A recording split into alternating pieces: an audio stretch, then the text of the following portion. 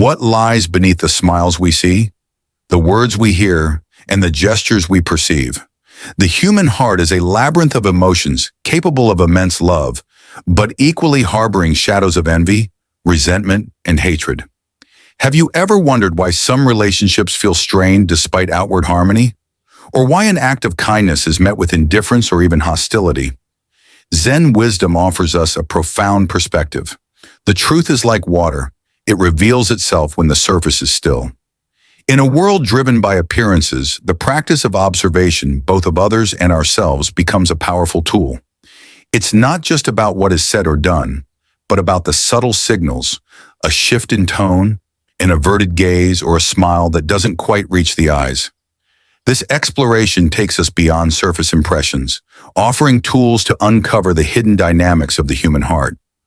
From the strained camaraderie of powerful leaders like Mahatma Gandhi and Winston Churchill, to the nuanced interactions of colleagues, family members, and world figures, this journey is about peeling back the layers to discover hidden truths. But the real question remains: how do we respond once these truths are unveiled? What do we do when the clarity of awareness meets the weight of acceptance? Let us embark on this path together. The complexity of the human heart. The human heart is a vast and intricate space capable of immense love and joy. However, it can also harbor resentment, envy, and hatred. These emotions often hide behind a facade of politeness, empty compliments, or friendly gestures. Zen wisdom reminds us that the world is a mirror, reflecting our internal and external realities. By observing others and ourselves, we can identify hidden truths. This philosophy aligns with the Zen saying, "The truth is like water. It reveals itself when the surface is still." With patience and mindfulness, we can uncover what lies beneath the surface of human behavior. Consider the dynamics between prominent leaders like Mahatma Gandhi and Winston Churchill. Gandhi's philosophy of nonviolence embodied love, compassion, and forgiveness, while Churchill's political strategies often revealed calculated pragmatism. Despite their differences, both leaders navigated relationships marked by tension, trust, and an undercurrent of rivalry. Observing these dynamics helps us understand the intricate layers of human interaction and the emotions that drive them. In a more contemporary context, think of the interplay between Angela Merkel and Vladimir Putin. Merkel's measured diplomacy often contrasted with Putin's assertive style, creating a nuanced dynamic. While outwardly cordial, subtle shifts in tone, body language, and rhetoric sometimes betrayed underlying mistrust. Such observations highlight how the surface of human interactions often masks deeper emotional truths. Even in personal relationships, this principle holds true.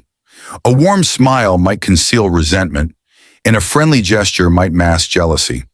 By cultivating mindfulness, we become attuned to these nuances, allowing us to navigate relationships with greater clarity and empathy. One compelling illustration comes from the life of Princess Diana. Known for her kindness and compassion, Diana's relationships within the royal family were often fraught with unspoken tensions. Despite outward expressions of harmony, subtle cues, averted gazes, or carefully chosen words hinted at the complexities of her emotional landscape and the challenges she faced. Key insight: the human heart is not a monolith of singular emotions, but a mosaic of contradictions. By observing both the seen and the unseen, we can uncover the hidden truths that shape our interactions and the world around us. The two transformative actions: 1. Offer, praise, and observe the reaction. The first action involves offering genuine praise and observing the recipient's reaction. Praise acts as a mirror, reflecting not only how someone feels about themselves, but also their feelings toward you. This subtle act can expose emotions that lie hidden beneath layers of politeness or professionalism. Consider the relationship between Steve Jobs and his team at Apple. Jobs was known for his high standards and often used praise as a motivational tool. However, some team members, particularly those with hidden insecurities, reacted defensively to his compliments, interpreting them as veiled critiques.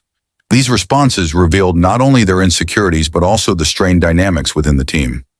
The lesson here is clear. Praise, even when sincere, can feel like a challenge to those harboring jealousy or resentment. Their reactions, whether shifting body language, deflecting the conversation, or offering curt responses speak volumes about their true feelings. In another example, think of how world leaders like Barack Obama and Angela Merkel interacted with their teams. Both were known for their thoughtful leadership and frequent acknowledgement of their colleagues' efforts. Yet even in such environments, subtle body language, averted gazes, half-hearted smiles, or dismissive comments sometimes betrayed hidden rivalries or unspoken tensions. Praise not only uplifts, but also serves as a lens through which hidden emotions can be observed. Key insight. When someone harbors hidden hatred or envy, even genuine praise can feel like an affront. Observing their tone, body language, and actions offers invaluable insight into their true emotions. 2. Ask for help and observe the response. The second action involves requesting help, but not for trivial tasks. The request should be significant enough to test the person's willingness to act selflessly. This action often unveils deeper layers of a person's character, particularly their capacity for compassion and goodwill. A compelling historical example is the alliance between Martin Luther King Jr. and President Lyndon B. Johnson during the Civil Rights Movement. When King initially sought Johnson's support for landmark legislation, Johnson hesitated, prioritizing political calculations. However, King's persistence eventually compelled Johnson to take bold action, leading to the Civil Rights Act. The gradual shift in Johnson's responses highlighted his eventual commitment to justice, but the initial hesitation revealed the political pressures he navigated. Similarly, consider the dynamics of philanthropy and power. Bill Gates, in his collaboration with Warren Buffett to establish the Giving Pledge, frequently asked influential billionaires to commit to significant charitable donations. Their responses ranged from enthusiastic support to polite refusals, often revealing underlying priorities, values, and attitudes toward altruism. The act of asking for meaningful assistance serves as a mirror, reflecting an individual's willingness to contribute beyond their immediate interests. In everyday scenarios, this principle applies to workplace or community interactions. Imagine asking a colleague for help with a critical project. A colleague harboring goodwill may eagerly offer their time and expertise, while someone with hidden resentment might delay, make excuses, or provide minimal assistance. The disparity between these responses illuminates the underlying emotional landscape of the relationship. Key insight. Genuine help arises from a place of selflessness, while reluctance or refusal often signals underlying negativity. By carefully observing these responses, we gain clarity about the true nature of those around us. Modern-day workplace dynamics.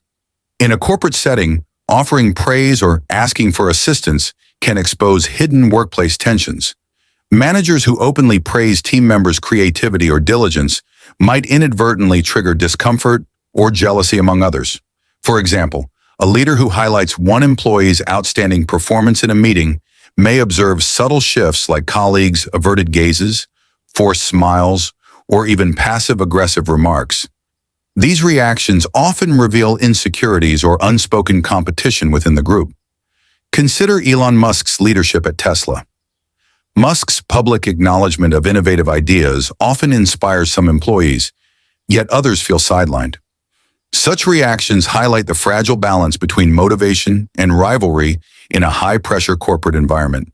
Similarly, his ambitious projects sometimes create tensions within teams, as not everyone is equally enthusiastic about stepping up to demanding roles. Observing these dynamics provides leaders with insights into the emotional undercurrents of their organizations. Similarly, Jeff Bezos at Amazon emphasized a culture of customer obsession, while frequently recognizing his team's achievements. Despite this, reports from employees sometimes highlighted feelings of being undervalued or overlooked. Praise in this context can act as a double-edged sword, revealing hidden frustrations or unmet expectations. Family relationships. Family dynamics often conceal deeply rooted emotions. Offering praise or requesting meaningful help from family members can uncover underlying tensions, unspoken grievances, or hidden affection. For example, complimenting a sibling's parenting skills or asking them to help plan a family reunion might elicit contrasting responses, ranging from warmth and gratitude to indifference or resentment. These reactions offer valuable insights into familial relationships. Take the example of Princes William and Harry. While their public appearances often suggest unity, interviews and events hint at unresolved emotional complexities. Praising one another's achievements or requesting collaboration on charity projects could reveal deeper layers of competition, mistrust, or even mutual respect. Observing their interactions allows for a deeper understanding of how praise and cooperation function in strained relationships. Even outside royal circles, this principle applies to everyday families. A parent who frequently compliments one child's academic achievements may inadvertently cause feelings of inadequacy in another. Similarly, a simple request for assistance during a family gathering can distinguish between relatives who genuinely wish to help and those acting out of obligation or resentment. Responding with compassion. When hidden hatred is unveiled, the Zen approach is not retaliation, but reflection. Hatred often stems from personal pain, jealousy, or fear. By responding with compassion, we can choose not to let others' negativity affect our inner peace. A Zen master once said, "If someone offers you hatred, you do not have to accept it. It remains with them while you remain at peace." This simple yet profound philosophy underscores the power of choosing understanding over retaliation. A powerful historical example can be found in Nelson Mandela's approach after his release from prison. Despite being imprisoned for 27 years, Mandela chose forgiveness over vengeance. His ability to show compassion toward his oppressors not only demonstrated personal strength, but also inspired a nation to pursue reconciliation rather than division. This act of compassion became a cornerstone of his leadership and a testament to the transformative power of non-retaliation. Similarly, Mahatma Gandhi's philosophy of nonviolence illustrates how responding with compassion can disarm hatred.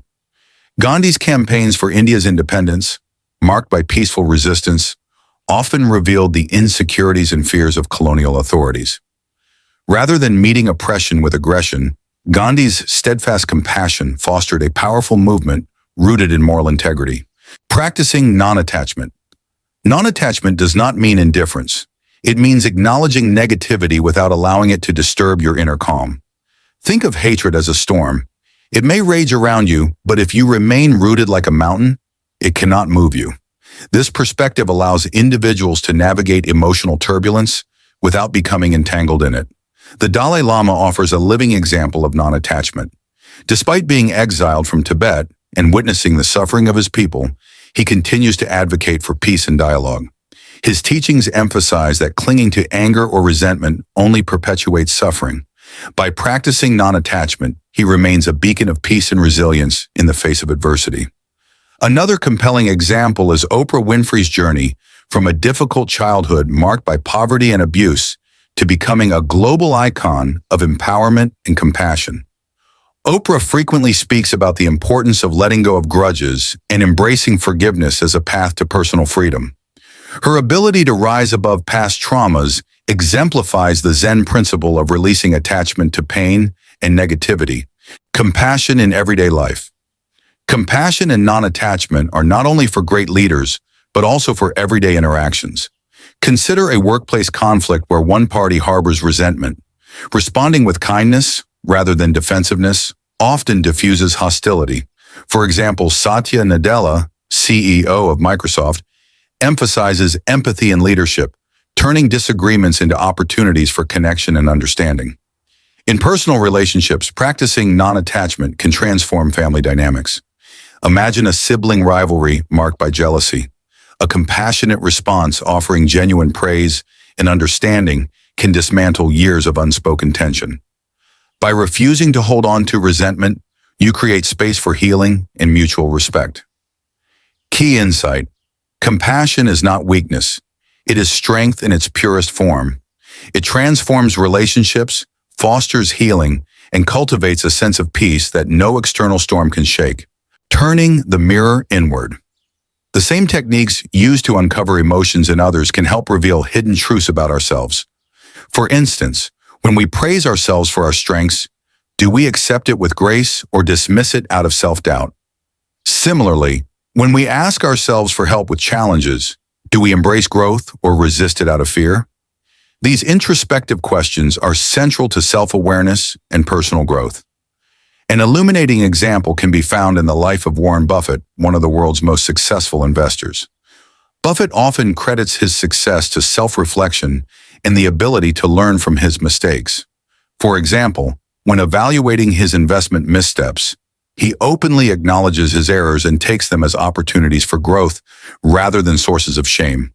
This humility and self-awareness mirror the Zen principle of using self-reflection to uncover and address hidden insecurities.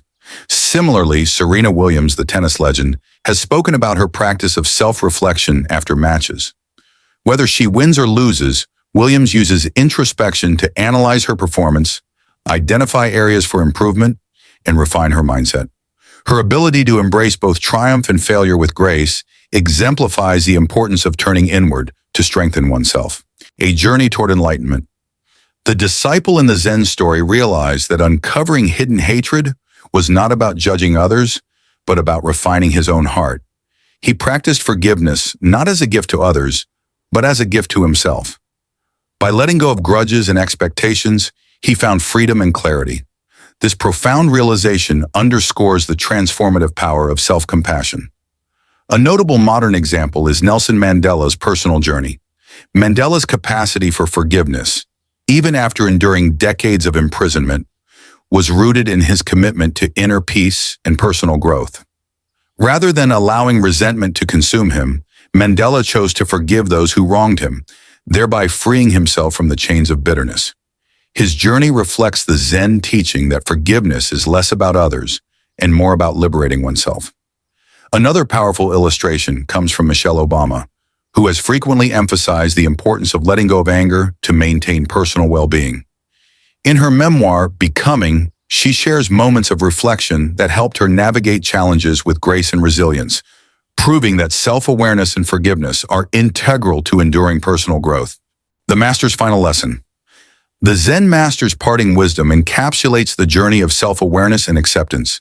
He teaches that awareness enables us to perceive truths without distortion, while acceptance helps us let go of what we cannot change. Together, these virtues guide us toward inner peace and strength. Be like the lotus, the Master advises. It grows in muddy waters but remains pure. This metaphor captures the essence of resilience, urging us to cultivate clarity and compassion regardless of our surroundings. Figures like Ruth Bader Ginsburg embody this principle. Her unwavering commitment to justice, despite societal and political challenges, demonstrates how clarity of purpose and strength can thrive in adversity. Her ability to navigate contentious decisions while maintaining her principles serves as a testament to the lotus's resilience. Similarly, the late Archbishop Desmond Tutu showcased this lesson throughout his life. Amid the deep injustices of apartheid, Tutu balanced clear moral awareness with a profound acceptance of humanity's imperfections. His work in reconciliation highlighted the power of understanding and forgiving without compromising on truth. Malala Yousafzai, too, embodies the Master's teaching. Surviving an attempt on her life, she emerged with an even stronger resolve to fight for education and equality.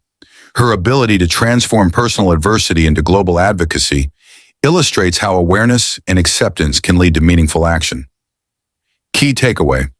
The Master's final teaching reminds us that while life's challenges may muddy the waters, our inner clarity and strength allow us to rise above. By balancing awareness and acceptance, we navigate even the most difficult circumstances with grace, resilience, and purpose. As we navigate the complexities of human relationships and the labyrinth of our own emotions, we find that the keys to clarity and peace lie in the delicate balance between awareness and acceptance. Awareness helps us uncover truths about others and ourselves. Acceptance, on the other hand, teaches us to let go, to release the burdens of frustration, resentment, or unmet expectations. The teachings of Zen remind us to embody the purity and strength of the lotus. It grows in muddy waters but remains pure. This metaphor speaks to the resilience of the human spirit. Like the lotus, we too can rise above the mud of negativity, cultivating inner peace and clarity regardless of our circumstances. From the wisdom of Nelson Mandela's forgiveness to the resilience of Oprah Winfrey's acceptance, we see that these principles are not abstract ideals, but practical tools for living a fulfilled life. Whether in the workplace, within our families or in our internal dialogue, the practice of mindful observation and compassionate acceptance paves the way to deeper connections and enduring harmony. The human heart is vast, intricate, and often mysterious. But with patience, courage, and an unwavering commitment to growth, we can illuminate its hidden corners and transform its shadows into light. The journey inward, as much as outward, is the path to true wisdom and peace,